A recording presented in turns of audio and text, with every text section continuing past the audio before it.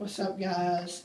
This is Mac-B7 back with my Roomba discovery, and today I was messing around with it with the Roomba remote and got a new error message. Here's my remote, so listen to it carefully. After I drive it for like 4 or 5 seconds, it stops and then goes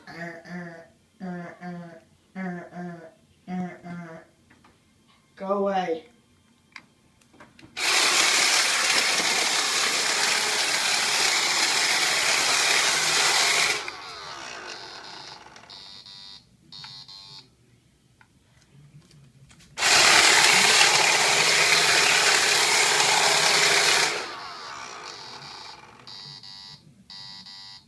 So it does it 4 times.